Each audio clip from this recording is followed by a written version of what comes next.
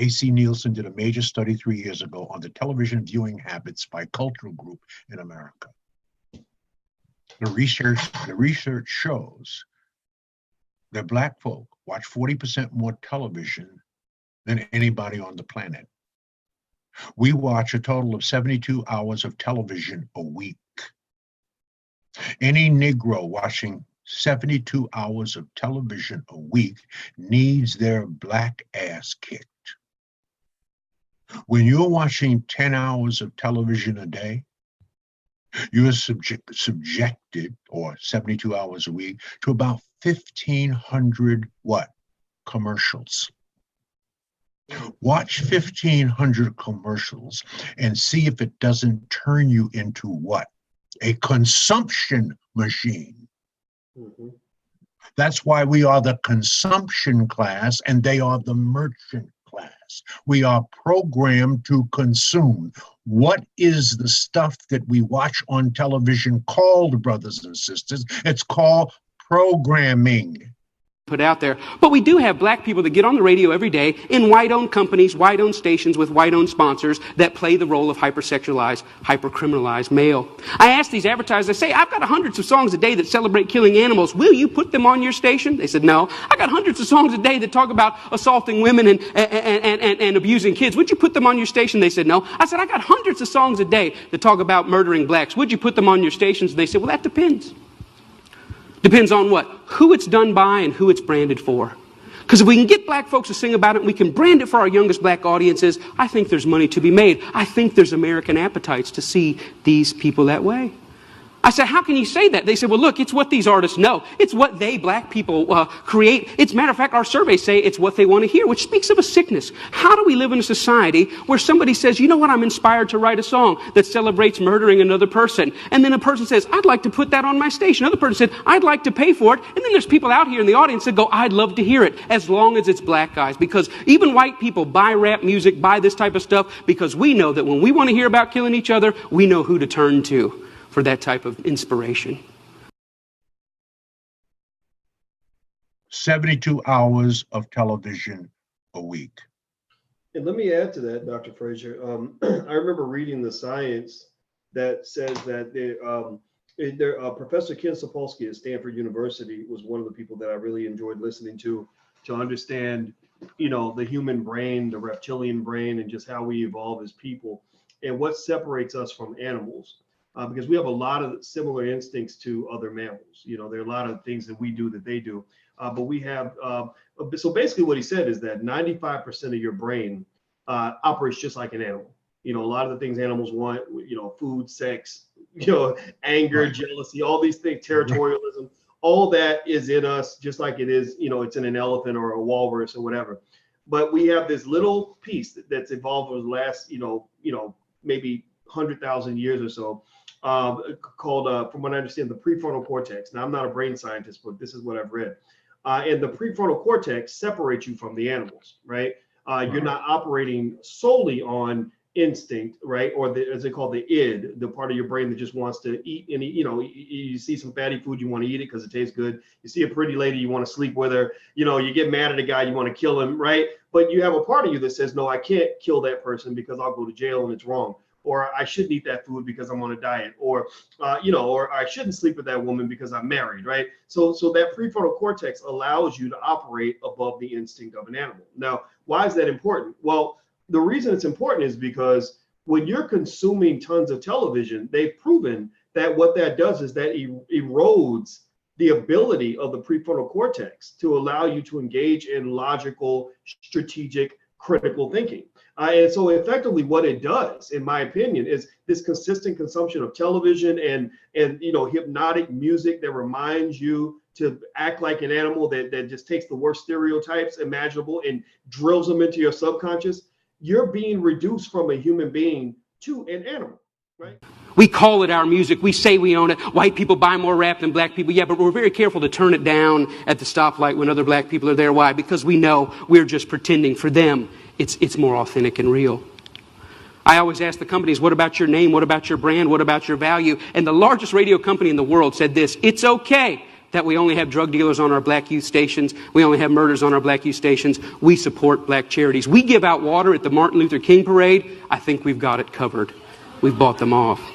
Now, people get upset, the smartest guys in the room again. You're talking about censorship. I don't believe that. I believe in free art. Make whatever you want. I believe you should make music about anti-Semitism. I believe you should make music about killing dogs. I believe in this country you should make music about bashing homosexuals and driving them behind trucks. I believe you should make music about stringing people up on trees. I believe you should make music about killing whitey. I believe you should make all that music. But I also believe that in the mainstream marketplace, people should hesitate associating their name with certain content.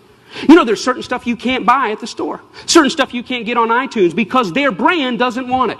But if you want to hear black people celebrating killing black people, they got thousands and thousands and thousands of those things to sell you. I don't think it's about censorship. I think it's about American cultural hypocrisy. Because here's the truth. These black entertainers, they can't sing just about anything. There's some stuff that'll get them fired. And they get dropped, and they get fired, and they get slapped on the wrist, and they get disciplined all the time. Why? Because sometimes they step over the bounds. A very famous case is what happened with Rick Ross. Rick Ross is the Mammy Two Shoes, one of the many Mammy Two Shoes of our day. He's a black entertainer in a world carved out for him and a role carved out for him by white entertainment companies. And one day he talked about, in the middle of a song that celebrated dealing drugs and killing blacks, he made a reference to date rape. And when he made that reference to date rape, that set social media on fire. That got 100,000 petitions in 24 hours. Hey, buddy, date rape is no joke. That had white people standing outside of Reebok in New York saying, you better take this seriously. We're tired of a rape culture in America. One line in one song moved the masses. And you know what Reebok did? Did they stand by him and say, hey, we believe in freedom of speech. We believe in freedom of expression. It's just a song. Calm down. No, they fired his tail on the spot. The president came out and said, this goes against our high standards. He's gone against the values of our brand. Shame on Rick Ross. We're disappointed. He doesn't know how serious date rape is. And when I saw that, I thought, wow, how convenient. Isn't that amazing? But here's what really happened. It's not their brand. It's not their values. Rick Ross went off script. He was hired to get black customers, and they think that black customers go with black bait. And in America, black bait is the hypercriminalized, hypersexualized portrayal of black people. And as long as he had sung about that, the stuff that got him hired, he still have a job at Reebok. But when he touched other sensitivities that affect us, he lost his job.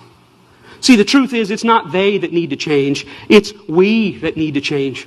We created the lies. We created them for our profit. We own the companies. We own the record labels. We own the advertisers, and we keep putting it out. And it's this that's got to change. I thought about it. You know what? I wonder if White Mike could get anybody's attention on this. So I stood outside of a Walmart, and I said, hey, I don't think killing cops and killing blacks is very cool. And you know what? It only took 7 weeks of Mike standing out there, and they wrote a letter and said, yeah, we don't think it's cool either. We're going to pull our name off of that. The largest retailer in the world had never considered that maybe their commercial shouldn't be right before or after a song about young black men being gunned down. And I realized this, that black murder is normal, but it should not be. And I realized the importance at the coffee table, at every headline, every pastor's gathering, every family gathering to say, you know what, these black lives matter. It's not just another black kid. These are human beings. I'm doing my best in every way, shape, and form. Talks like this everywhere I can go to say, you know what, I was born in a world where black murder was normal. My kids were born into a world where black murder is normal, but I don't want to die in a world where black murder is normal. Am I 5 years or 10 years away? I don't know, but I'm screaming as high as I can. Let's feel this pain and let's lift our voice to tell the lies. They are not criminals. They are not deviants, and their lives are just as important as ours.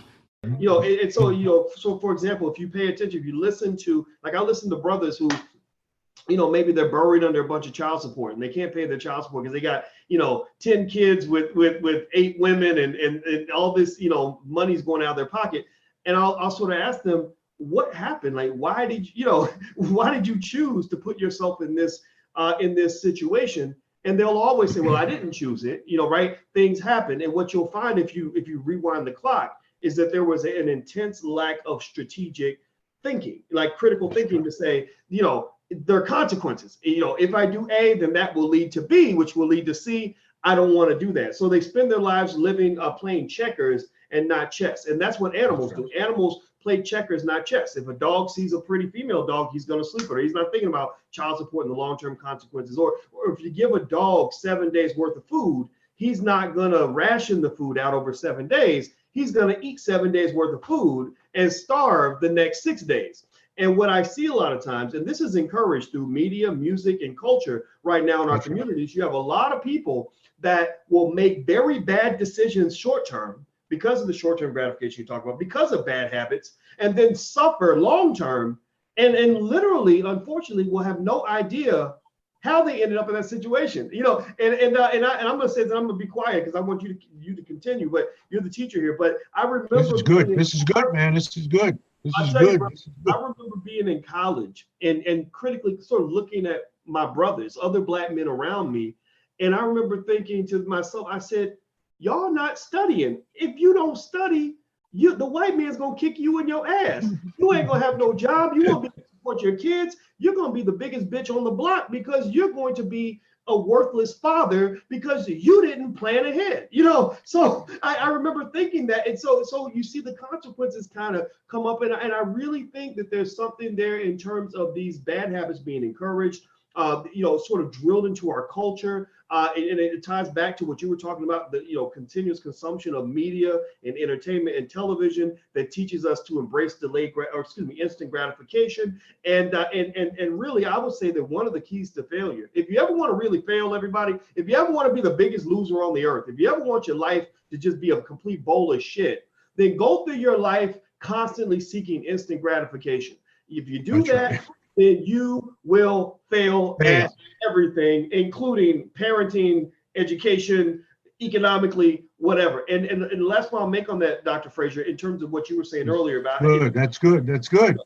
It being infused into the culture. I remember listening to a rapper in a song, and there was one part of the song where he literally said, there's two songs I'm thinking about. One was it was about money, and the rapper was saying, the chorus was, I'm riding around and I'm getting it. I'm riding around and I'm getting it. I'm riding around and I'm getting it. It's mine, I spend it. It's mine, I spend it. So he's basically saying, you get money, you spend it. That's it. That's right. Where I remember hearing the rapper say something like, we live for today, you know, F tomorrow. Right? That's right. Right. So we're living for today, instant gratification. Who cares about tomorrow? Right. And then your life sort of comes back, and the universe always punishes you for not thinking ahead. And then you wonder, why am I oppressed? Woe is me. Well, you know, sometimes, you know, the biggest white supremacists in America are black people. You know, sometimes we participate directly in our own oppression and then act like somebody else did it. So that's all I got to say, Dr. Frazier. Please continue. No, that's good. That's good, man. Thank you for that. Yeah. Intellectual curiosity and reasoning are seeded and developed in the prefrontal cortex. And if you don't develop that, it diminishes the things that you're curious about. Your reasoning and your logic isn't what it needs to be. And your ability to attain the subject matter expertise necessary to have a skill that will pay you a living wage and better is thwarted.